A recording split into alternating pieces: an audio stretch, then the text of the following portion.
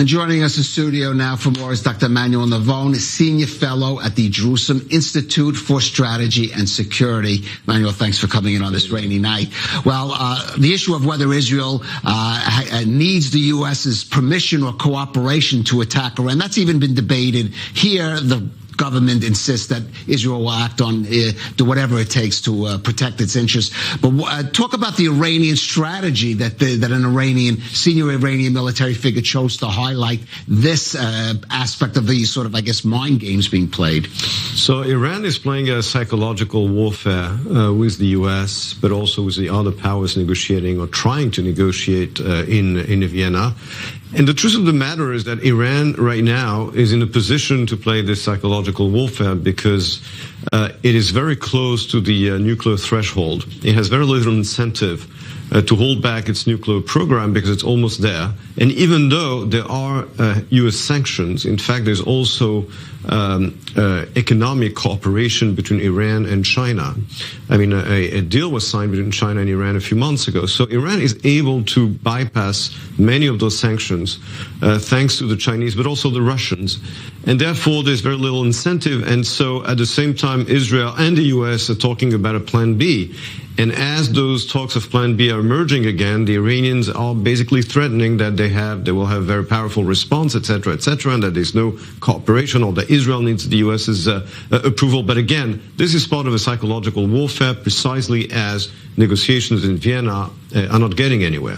Right. But do these games, which are mind games, psychological games, as say on the military level with Israel, the U.S., have actually any impact on those talks in Vienna? In other words, incentivize perhaps trying to get the U.S. to come down on some of its positions regarding, and the Europeans on sanctions, for example? No, I think it's very clear today that this is not what is going to convince the U.S. or the Europeans to change their negotiating strategy in Vienna. I think on the opposite. In other words, if the Iranians are convinced that a plan B is credible, then they might negotiate, and that's the big question. Whether or not a plan B from the U.S. and from Israel and maybe some European countries, especially France and the UK, is credible or not.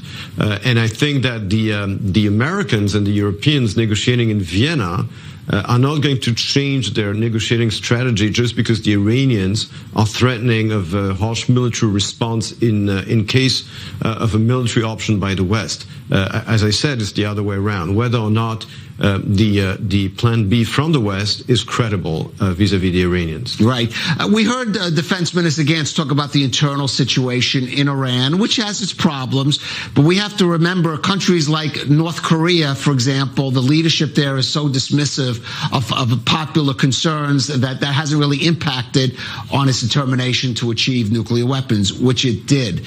Is there an underestimation somewhat, you think, there of the Iranian desire to get to at very least nuclear weapons capability? I think that for many years there's been a lot of wishful thinking about regime change in Iran and pressure from civil society to topple the regime.